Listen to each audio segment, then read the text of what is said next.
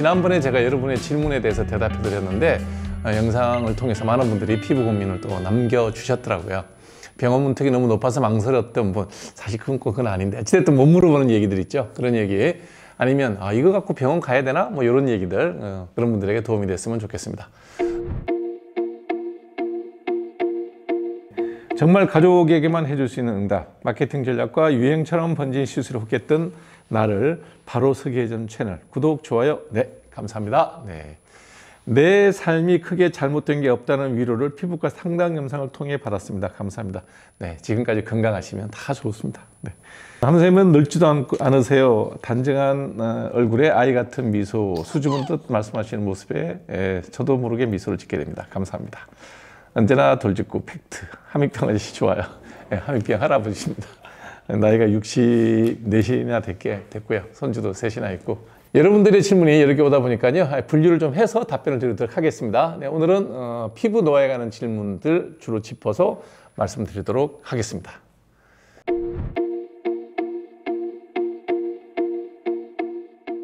선생님 질문드립니다. 윗입술 세로주름이 고민입니다.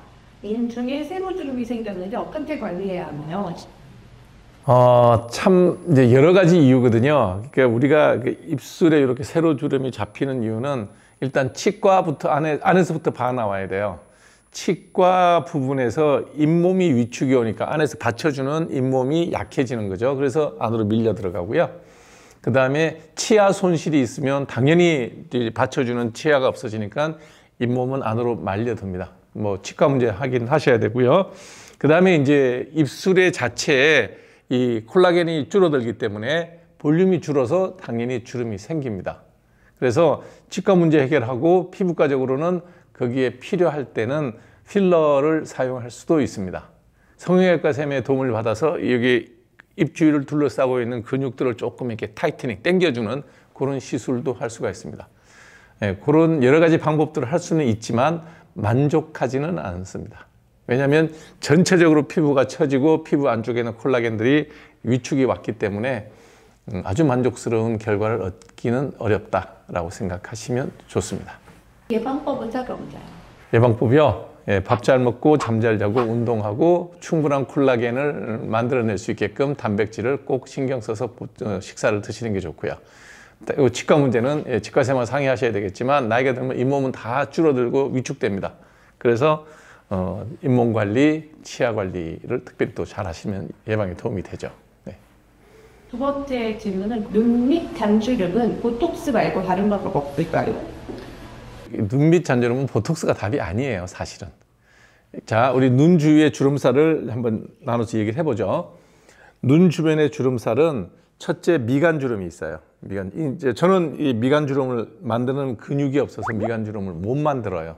그래서 여러분들 사람 얼굴 보면 표정이 다양한 성격파 배우들 보면 이 근육이 있어서 미간주름을 잘 지어요.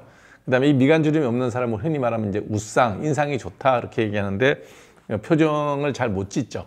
본인이 화가 나도 인상을 쓰지는 못해요. 근육이 없어서 그래요. 그 다음에 눈꼬리에 생기는 까마귀 발 같은 요 3가지 까마귀 발 같은 새 주름이 여기 있죠. 내가 표정을 지으면서 생기는 주름이기 때문에 그거는 보톡스를 맞아야 됩니다.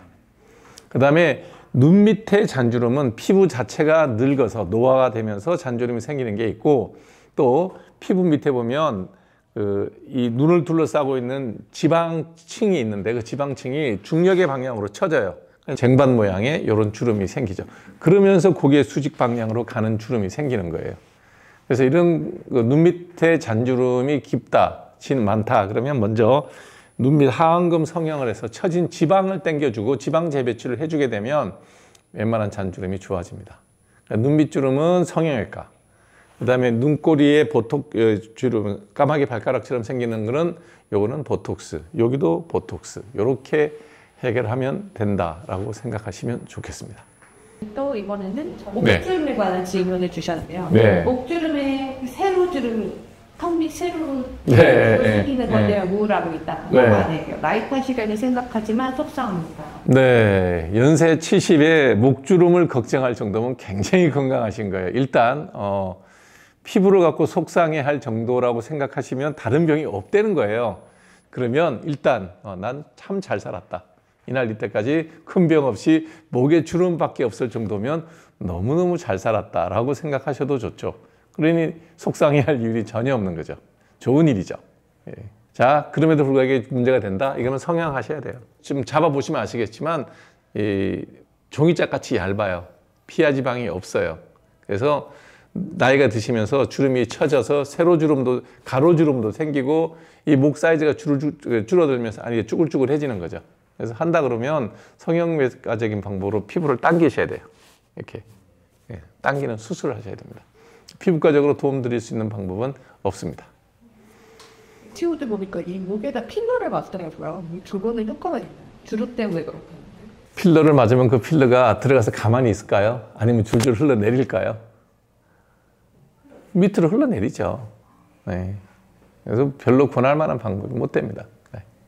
나이 들고 양쪽 눈 밑에 생긴 드륵하게 처지면 베푸른 지방 주머니 때문에 볼 때마다 신경이 쓰입니다. 네, 아까 지금 먼저 설명드렸죠. 눈 밑 잔주름하고 연결된 거죠, 이게. 그래서 이렇게 배기 아이리드라 그래요. 핸드백 밑바닥처럼 생기는. 그러면서 눈 주변가 약간 어두워 보이기도 그래요. 그래서 답은 하나입니다. 성형외과 가셔서 하안검 성형술을 하셔야 돼요. 그거 외에는 다른 방법 없습니다. 네. 그리고 주름만큼 많이 올라오는데 사실은 빈이랑 수치착 질문이어서. 사실 제가 피부과에 뭐 이런 문제들 오시면 바르는 약 처방을 많이 하죠. 네. 보면 얼굴에 흑자가 있어서 레이저를 받았는데 더 까매졌다. 예. 그래서 하지 말라 그러잖아요, 제가. 자, 여러분들이 얼굴에 흑자, 검버섯, 뭐 잡티 다 같은 얘기입니다. 나이 40대 후반, 50대면 얼굴에 이제 여러 가지 갈색의 진한 반점이 생기는데 일단 생기면 뭘 생각하셔야 되냐면 늙어서 그렇다. 이게 기본이에요. 자, 검버섯도 제가 설명드리잖아요. 만졌는데 안 만져지는 갈색 반점이 동그란 게 있다. 예, 약 바르세요. 만졌는데 거칠게 툭 튀어나와 있다. 레이저 하세요. 그게 정답이에요. 편편한 검버섯을 했을 때 그럼 레이저하면 다 나빠지냐? 아니요. 반반이에요. 해서 결과가 좋은 경우도 있고 해서 더 진해진 경우도 있어요. 그러니 약을 먼저 발라보라는 얘기를 하는 거죠. 병원을 이용을 하실 때 돈을 많이 내면 결과가 반드시 좋을 거다. 비싼 치료를 하면 반드시 좋아질 거다. 그건 잘못된 생각이에요. 예. 병을 고치는 데는 돈을 얼마 들이지 않으면 더 좋아지는데 예, 괜히 비싼 거에서 얼굴에 화를 부르는 수도 많다는 거예요. 그게 대표적으로 레이저예요. 레이저는 만능이 아니에요. 여드름 치료는 약 먹고 약 바르는 게 베스트예요. 값도 제일 싸고 효과도 제일 좋아. 근데 레이저를 했다고 그러면서 아 레이저에서 뭐 더 좋은 거 아니냐. 그건 돈만 쓴 거예요. 헛돈 쓴 거예요. 레이저를 해도 좋아지기도 해요. 근데 거기에 들어간 비용이 10분의 1이면 약 먹고 약 바르서 더 좋아진다고.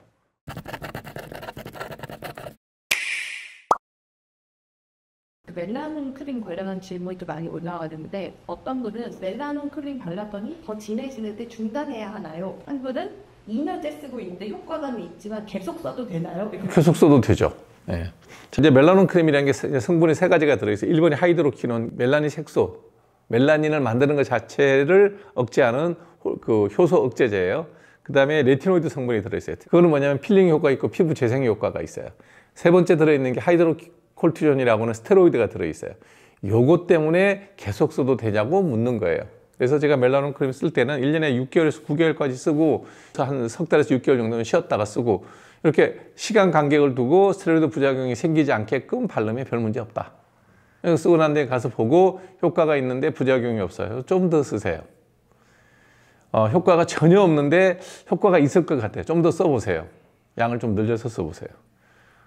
부작용만 있고 뭐 따갑고 빨개지기만 하고 전혀 효과가 없다. 아, 안 되겠네요. 그만 쓰세요.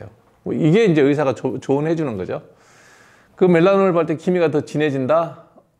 그것 때문에 더 진해지는 일은 없어요.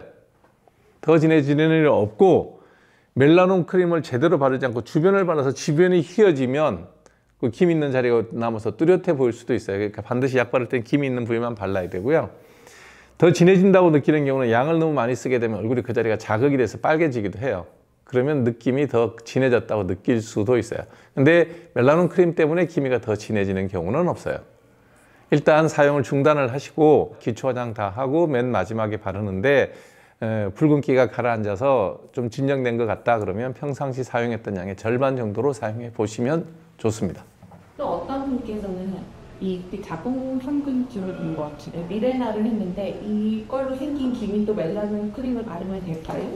그것 때문에 에스트로겐을 쓰게 되면 기미는 무조건 진해져요. 평상시 일반적인 기미보다는 반응은 훨씬 떨어진다라고 생각하시면 좋습니다. 또 한 분은 대부분 전문가분들이 갱년기 호르몬제 도움 이거를 쭉 건강에 도움이 된다고 하는데 기미가 걱정이 된다면 안 먹어도 되나요? 네, 안 먹는 게 좋죠. 갱년기 호르몬제를 먹어서 몸이 젊고 건강에 도움이 된다고 하는 주장에 대해서 반대하는 입장에 서 있습니다. 남자들도 나이가 들면 안드로겐이 줄어서 남성성이 줄어들고 거기에 맞춰서 좀 여유롭게 살게 되죠. 공격성이 줄어들고. 여성의 경우에도 폐경이 되면 에스트로겐 분비가 줄면서 여성성이 좀 상실되면서 약간 이제 중성화되죠. 왜 그럴까요? 그게 자연의 섭리겠죠. 우리가 자연의 섭리를 우기는데 그게 더 건강에 좋을 거다. 저는 거기에 대해서 동의하지는 않습니다. 다만 우리가 이제 폐경이나 갱년기 때 여성들이 느끼는 불편함이 아주 심한 예민한 분들이 있어요.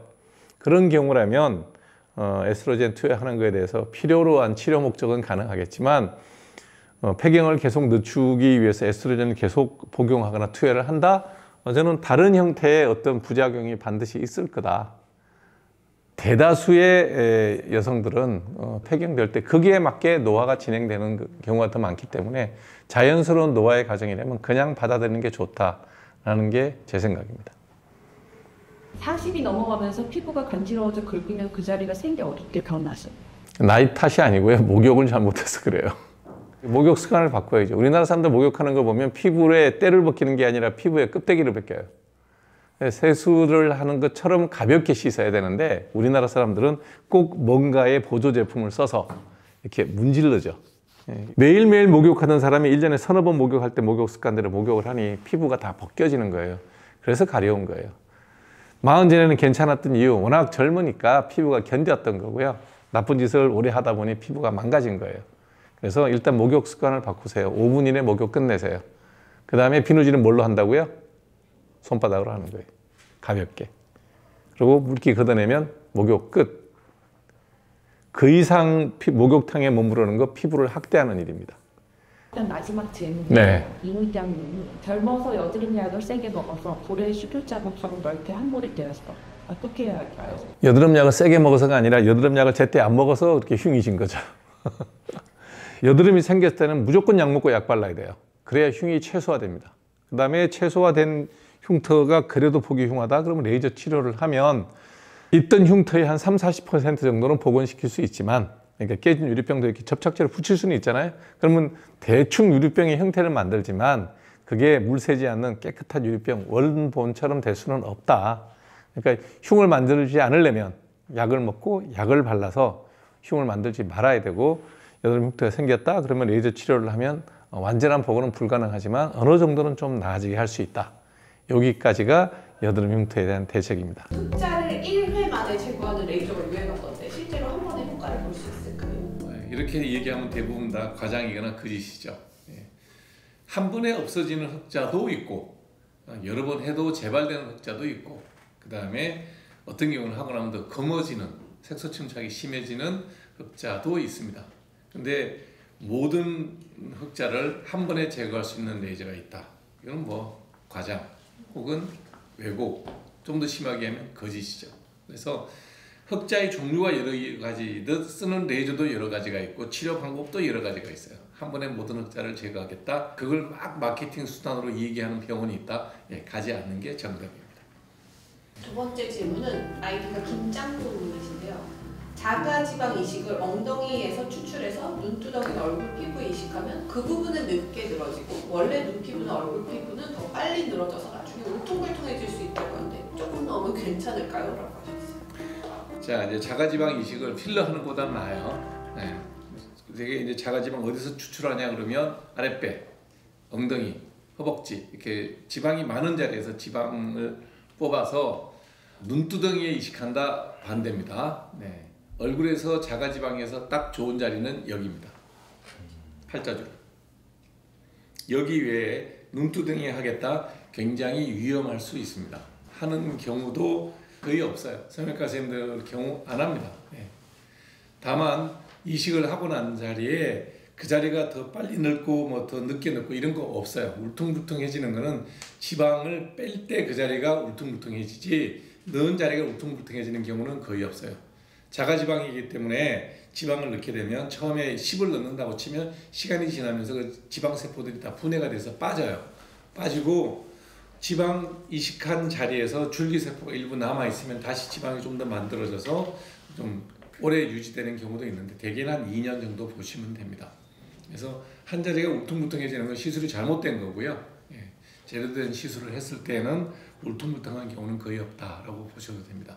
다만 이제 우리가 비만 치료의 목적으로 하복부라든지 허벅지에서 지방을 이제 막 빼내는 경우가 있거든요. 지방 제거를 하게 되는데 그러면 그러고 난 다음에 울퉁불퉁해지는 경우는 있습니다. 그러니까 지방 이식보다는 지방 제거, 지방 흡입 후에 생길 수 있는 부작용이다라고 보시면 돼요.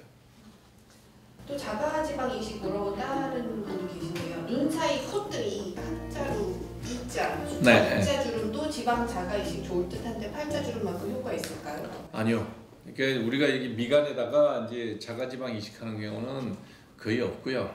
미간에다가 뭔가를 집어넣는 이유는 코 높이는 성형을 하기 싫어서 필러 중에 딱딱한 필러를 넣는 경우는 있어요. 지방으로 그런 효과를 얻기가 어렵습니다.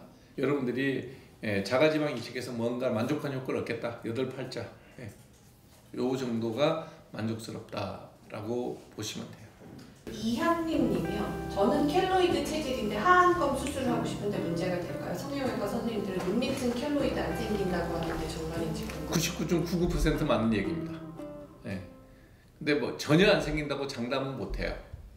그렇지만 켈로이드가 생기는 사람들의 특징이 뭐냐면 여기 코 밑에 입술 있는 자리 있죠? 요 라인 아래쪽이에요. 그래서 턱, 귀 뚫은 자리 여기죠? 선 보이죠? 요 선 아래 켈로이드 생기는 자리에. 그러니까 쌍꺼풀이나 하안검 했을 때 켈로이드 생기는 경우는 거의 없어요. 거의. 근데 제로다라고 얘기는 못해요. 심한 켈로이드 피부가 있을 때는 위에도 생기는 경우가 있어요. 특히 하안검 성형하고 난 다음에 이제 하안검 성형할 때 눈 밑 요 라인에다 칼집을 넣거든요. 거기가 만일에 켈로이드 생기면 눈이 이렇게 또 될 수 있어요. 드문 경우입니다. 그러니까 99.99%는 맞는 얘기예요. 1000명 중에 1명은 생길 수도 있다. 보시면 돼요. 행운행복이라는 아이디 쓰시는 분이고 마리오네트 초기 시술은 어떤 걸 추천하시나요? 글쎄요. 저는 시술에 관해서 뭔가 여러분들에게 추천한 건 없고요. 이제 다 이런 건 의학적 용어는 아니에요. 상업적 표현으로 여러분들에게 좀 더 가까이 다가가기 위해서 만들어진 용어인데 뭐 성형외과 선생님들이 알아서 이런 수술을 권할 때 내가 할 거냐 말 거냐를 정하는 거지 뭐 모든 사람에게 일률적으로 이게 다 좋다, 모든 사람에게 다 나쁘다 이렇게 얘기할 건 없어요. 근데 저는 기본적으로 이런 얘기를 할 때 항상 하는 얘기예요. 저는 제 얼굴에 칼 댈 일이 없고요. 죽을 때까지 칼 댈 일이 없을 겁니다. 뭐 외상이 생겨서 피가 안 난다면 모르겠지만 멀쩡하게 내늙어가는 모습에 인위적인 뭔가를 하겠다는 생각은 손끝만큼도 없어요. 시술 부작용에 관한 질문도 좀 많았는데요. 네. 이균이 인생팁이라는 아이디 쓰시는 분이 63세 여성인데 미니거상을 했는데 옆 볼이 패여서 땅콩을 이렇게 이런 것. 그래서 성형 수술에 미니 거상이라는 게 뭘 했는지 모르겠는데 양볼이 이렇게 패였다는 얘기거든요. 이렇게. 그러면 뭐 거상을 해서 생기는 경우는 아닐 거예요. 우리가 얼굴을 당기는 방법 중에 여러 가지 방법들이 있는 중에 그 실리프팅 같은 걸 하게 되면 그 과정 중에 지방에서 어떤 손상이 생기고 지방층의 손상으로 인해서 뭐 이렇게 패일 수가 있는데 대개 지방 손상이라면 그거는 뭐 여러 가지 방법으로 다시 복원을 시킬 수가 있죠. 지방 이식을 하는 게 제일 좋은 방법이죠. 그래서 그런 경우라면 지방 이식을 고려해 봐야 되고 제일 먼저 여러분이 성형을 했을 때 생기는 부작용 혹은 만족도가 떨어지면요. 제일 먼저 해야 될 일이 뭐냐면 성형하셨던 주치의랑 상의하는 게 제일 나아요. 왜냐하면 피부 밑에서 무슨 조작을 했는데 뭘 했는지 알 수가 없잖아요. 그리고 그분이 제일 잘 알아요. 근데 그분의 설명이 미흡하고 이것이 의료사고이거나 잘못됐다고 판단이 들면 자료를 먼저 확보를 하시고 그러고 난 다음에 병원을 옮기더라도 뭘 했는지에 대한 자료를 먼저 찾으셔야 돼요. 그거는 뭐 본인은 요구할 권리가 있으니까. 그리고 병원을 옮기는 거. 거기서도 뭐 회복이 불가능한 일이다? 그러면 그건 소송밖에 답이 없죠. 그래서 여러분들에게 제가 늘 강조하는 거예요. 미용 성형 수술은 하지 않아도 되는 수술을 하는 겁니다. 그로 되게 신중하게 생각하셔야 돼요. 멀쩡하게 기능이 있고 뭐 잘 돌아가는 이런 얼굴의 모양을 갖고 하고 난 다음에 기능이 떨어진다. 모양이 더 이상해졌다. 그럴 개연성이 있다고요. 100% 만족한 성형은 없습니다. 잘된 사람이 경우를 보고 여러분이 하겠다. 여러분은 잘못될 수도 있어요. 그래서 가급적이면 기능에 큰 하자가 없다면 너무 미용적인 게 집착하지 않았으면 좋겠다라는 게 제가 여러분들에게 늘 하는 조언입니다. 또 다른 분도 부작용 고민이신 것 같은데 모공 줄이려고 시술을 많이 받으셨네요. 아그네스, 주베르콜륨, 시크릿 레이저 등 받았다가 오히려 흉터가 심하게 생겼어요. 특히 코 부분에. 고주파나 레이저는 이제 받지 않을 거고 흉진 거는 개선이 좀 될까요? 흉진 거는 제가 늘 얘기하잖아요. 고치지 못합니다. 그래서 여러분들이 레이저를 하면 완전히 자기 피부가 바뀔 수 있다고 생각하는데 아니라고 제가 늘 얘기하잖아요. 뭐 모공을 줄인다. 제가 모공 넓은 걸로 여러분들이 질문하면 제가 늘 하는 답변이 1번이 뭐예요? 피지선을 말려야 되니 약 먹고 약 바르세요. 그게 모공을 줄일 수 있는 첫 번째 단계이고 가장 안전한 방법이에요. 레이저는 그 상태에서 피지가 분비되는 걸 누를 수 있는 다른 약재를 이용해서 끊임없이 상태가 잘 유지가 되면 그 다음에 레이저 시술을 하는 거는 뭐 나쁘지 않으나 시술을 했을 때 나아지는 정도가 20-30% 아주 낮아요. 이게 이만한 모공이 이렇게 좋아지는 거지 이 모공이 없어지는 게 아니라는 거예요. 근데 자꾸 여러분 환상을 갖고 있죠. 그래 무리하게 되는 거고 무리하다 보면 외려 안 좋은 부정적인 일이 생길 경우가 더 많죠. 근데 여기 흉이라고 표현을 했지만 그게 뭐 이 모공이 더 넓어지거나 그런 일은 없고요. 아마 빨갛게 된 홍반이 남았을 가능성이 많은데요. 그 홍반은 세월이 지나면 저절로 없어집니다. 또 그거 고친다고 레이저라고 하지 마세요. 가만두세요. 우리 피부나 우리 그 몸은 살아있는 생체이기 때문에 자연적인 회복력이라는 게 늘 있습니다. 붉은색 자국 남은 거 되게 2-3년이면 다 없어져요. 네. IDPGA님이 피부과 레이저 시술 강도를 세게 해서 받은 이후로 약간의 자극만 가도 피부 아주 조금 리치한 크림을 발라도 피부가 다 뒤집어져요. 선크림 안 바를 수도 없고 물로만 사용하면 지워지지도 않고 어떻게 지워야 할지 그리고 선크림은 무기자차, 유기자차 다 상관없을지 물어보셨어요. 자 일단 PGAU님께 제가 설명드릴 거는요. 레이저를 세고 했다서 피부가 자극되지는 않아요. 이분은 지루성 피부염이나 주사성 여드름과 같은 본인이 갖고 있는 피부염이 있을 개연성이 많아요. 레이저를 세게 했다 그래갖고 흉이 질 수는 있어요. 그것 때문에 피부가 예민해지는 경우는 없습니다. 30년 전에 나온 레이저 중에는 그런 레이저도 있었어요. 지금 나온 레이저는 그런 레이저는 없습니다. 그러니까 저는 이분의 성함도 모르고 이분이 무슨 레이저 했는지도 모르지만 레이저의 시술 강도가 세서 피부가 자극이 가는 게 아니라 이분은 지루성 피부염이나 주사성 여드름이 생길 개연성이 훨씬 더 높아요. 그래서 본인이 갖고 있는 피부 타입에 따라서 적절하게 약제를 사용해서 본인의 피부를 치료하는 게 중요하고요. 잘 치료가 되면 리치한 크림을 바르든 선크림을 바르든 유기자차를 바르든 별 문제 없다는 거예요. 이게 피부에 병이 있는 거지 레이저의 부작용은 아니다. 그렇게 생각하셔도 좋습니다. 여러분들 질문 보시면 자꾸 이제 뭘 했는데 부작용이 생겼다. 부작용이 생긴 경우도 있지만 자기 피부 타입이 예민한 경우도 있는 거고 피부병이 생긴 경우도 있어요. 그래서 첫째, 타고난 피부를 크게 바꿀 수 있는 방법은 없으니 뭔가를 해서 완전히 바뀔 수 있다는 생각은 안 하는 게 좋습니다. 시술을 꼭 받아야 되는 것도 아니고 그렇다고 뭐 무서워서 안 해야 되는 것도 아니에요. 그래서 정확하게 내가 뭘 하면 얼마나 좋아지는지를 정확하게 설명해주는, 그러니까 좀 상업성이 떨어진 그런 의사들의 조언을 듣는 게 좋습니다. 무조건 하세요? 무조건 하면 돈 벌어서 좋겠지. 무조건 하지 마세요. 너무 조심하는 거예요. 꼭 필요한 경우에 이 정도를 해서 친구들이랑 비교를 해서 조금 나으면 되지 후배나 원래 좋은 피부를 가졌던 사람을 따라가려고 비교하지 마세요. 그러니까 색깔, 내가 원래 피부가 까마잡잡하면 그거 못 고치는 거예요. 근데 원래 피부가 희었는데 거기에 잡티가 생겼다. 그건 좋아질 수 있어요.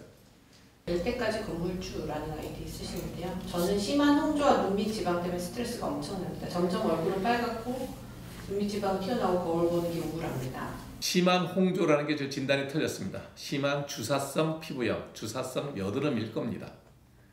홍조라는 거는 지금 제가 앉아서 여러분들하고 한 30초, 1분 얘기할 때 붉었다 휘어졌다 붉었다 휘어졌다를 대여섯 번 반복하는 거예요. 그게 홍조예요. 늘상 뻘겋다, 예, 주사성 피부염입니다. 진단이 틀렸죠?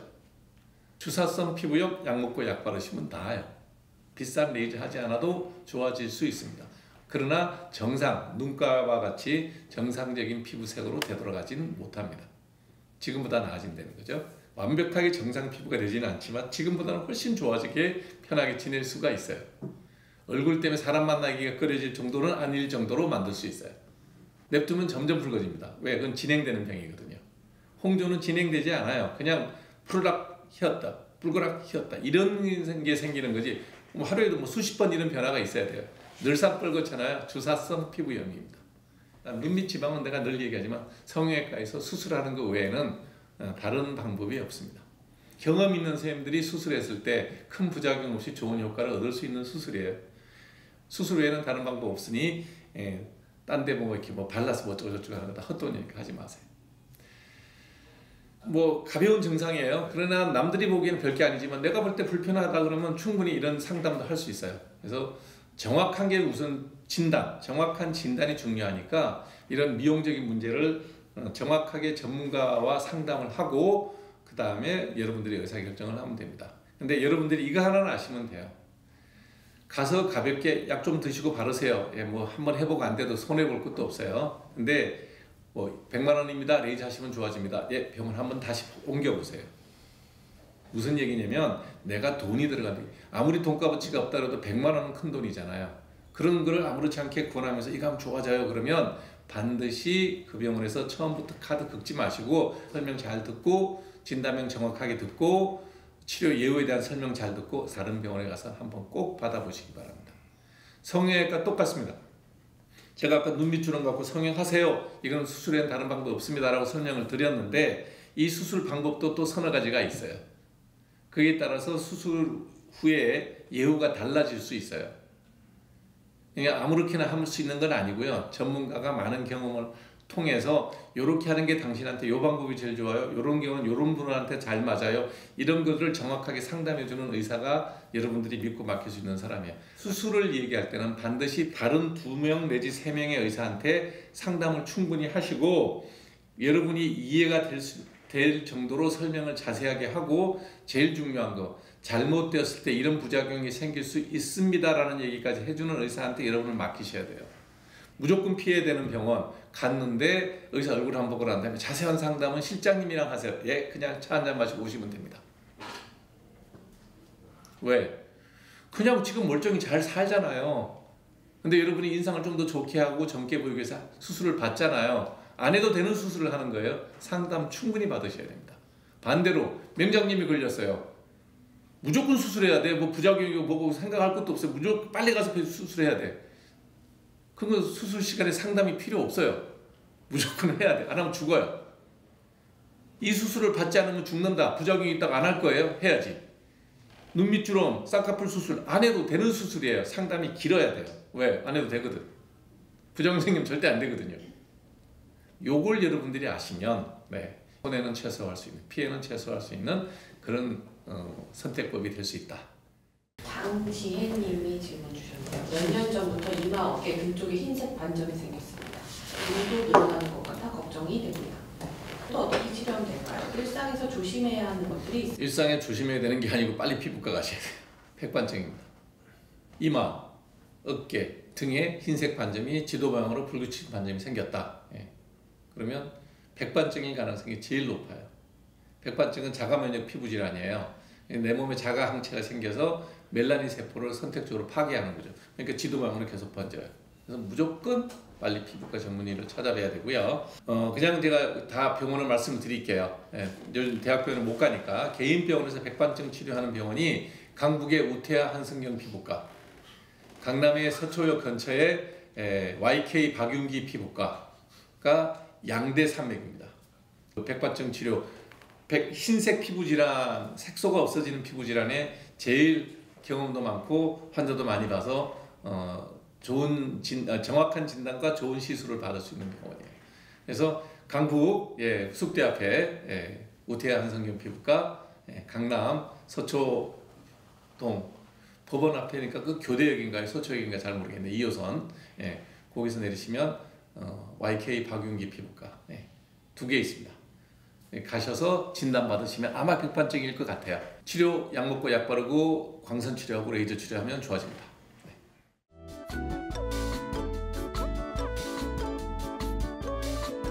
얼굴이나 입가에 백반증이 생겼다. 이게 백반증의 종류가 크게 세 가지가 있어요. 하나는 전신에 다 생기는 제너럴라이즈 타입, 전신형이 있고, 그 다음에 또 하나가 뭐냐면 입 주위, 코 주위, 눈 주위, 손끝, 발끝에 생기는 이런 백반증도 있어요. 뭐 이게 섞여 있는 경우도 있지만 대개는 구분이 돼요. 그 중에서 제일 예후가 안 좋은 게 입가에 생긴 백반증이에요.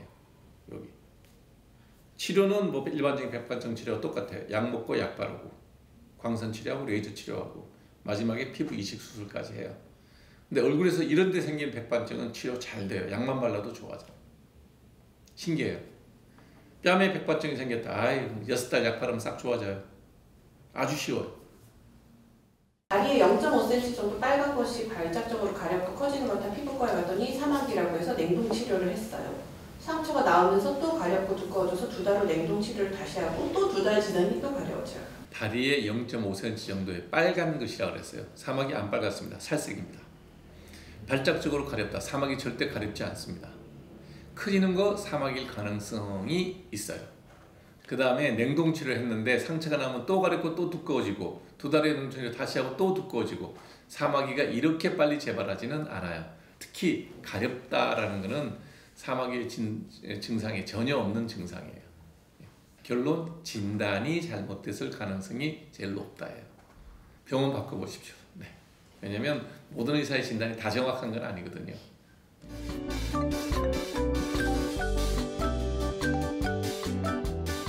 CLCL님이 편편사마귀를 진단할 수 있다고 생각하십니까?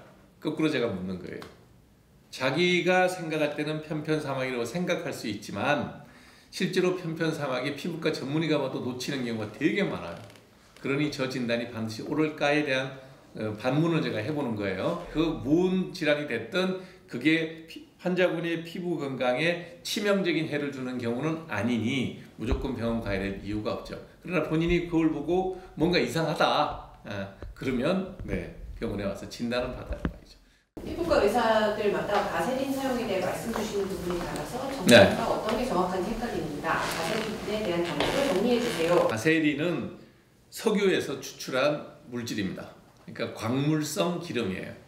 그 중에서 인체에 바를 수 있게끔 액상 타입으로 부드럽게 만든 것도 있고, 그 다음에 약간 고형 타입으로 스틱 형태로 나와 있는 바세린도 있어요. 이게 순수한 광물성 기름이기 때문에 알레르기가 전혀 안 생깁니다. 여러 가지 알레르기가 많은 사람이라면 퓨어 바셀린이 가장 안전하게 쓸 수 있는 보습제예요. 반대로 광물성 기름이기 때문에 피지가 많은 사람들이 바르게 되면 여드름도 생길 수 있고요. 오일리 스킨이 바르면 여러 가지 문제가 생길 수 있으니 절대 바르면 안 돼요. 그러면 어디에 제일 많이 쓰면 좋겠어요? 피지가 전혀 안 나오는 자리, 입술. 챕스틱에 바셀린 많이 들어있어요. 그 다음에 어린 아이들이나 이런 아이들 만들 때 바디 오일에 바셀린 들어있어요. 그런 정도로 쓰지 성인이 얼굴에 바셀린을 바른다? 그럼 피지가 많기 때문에 피부 트러블을 일으킬 개연성이 많죠. 그래서 입술에 챕스틱, 그 다음에 몸에 기름이 잘 안 나오는 팔다리에 바디 로션을 바를 때 바셀린 오일 이런 건 좋아요. 얼굴에 바르는 거 성인의 경우에는 좋지 않다라고 생각하시면 간단히 정리가 되겠네요.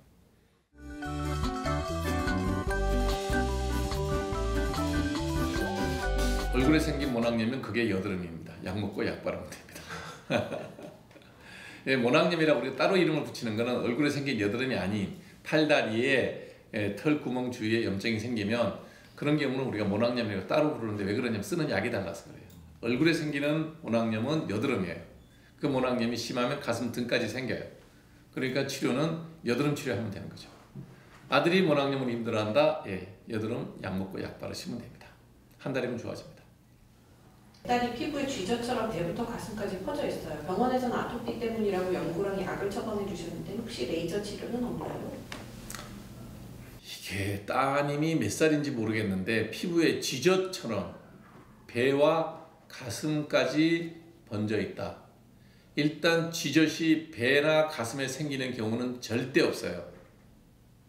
그 다음에 그게 쥐젖의 모양인데 아토피 때문이라 그러면 더더욱 연관이 없어요. 쥐젖은 아닌 거죠. 예. 근데 아토피가 잘 생기는 자리가 배와 가슴도 아니에요.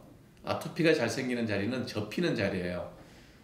귀, 목, 손목 접히는데, 팔 접는데, 다리 접히는데, 발목 접히는데. 그러니 이 내용 가지고 아토피나 쥐젖으로 연결시킬 수 있는 건 아무것도 없어요.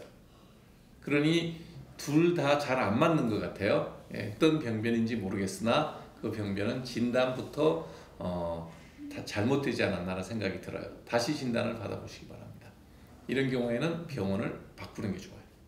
박도희님 질문입니다. 저는 20cm 정도 계곡 수술 자국 켈로이드 체질이시래요. 점점 네. 넓어지고 도톰해졌는데 그 부분이 예민해져서 물건 같은 데 닿으면 따갑게 느껴집니다. 지금 2년째인데 또 계곡 수술을 해야 되는데 수술을 어떻게 관리해야 할까요? 이제 켈로이드 체질이에요. 이거는 이제 뭐 이번 칼 되면 무조건 또 생길 겁니다. 근데 개복 수술하는 부위가 같은 부위라면 수술을 받으실 때 주치의랑 상의하셔서 개복한 부위에 똑같이 개복을 하면서 그 자리를 도려낼 수 있으면 좋죠. 어차피 뭐 큰 수술을 하는 거기 때문에 피부 꼬맬 때 조금만 신경 써주면 되거든요. 그래서 같은 부위에 수술한다 그러면 수술했던 그 자리를 켈로이드 생긴 모양 그대로 도려내고요. 꼬매고 난 다음에 바로 실밥 풀기 전부터 피부과 선생님이 거기 오셔갖고 같이 치료를 하는 거예요. 실밥 풀 때부터.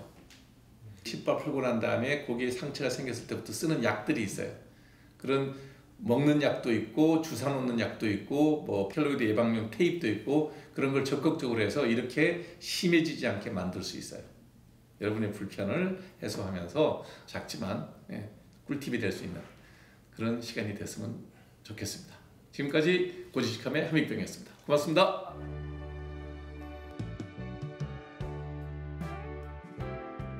셀코TV와 저 함익병이 준비한 오늘의 영상이 기대되신다면 구독, 좋아요, 알림 설정 꼭 부탁드리겠습니다.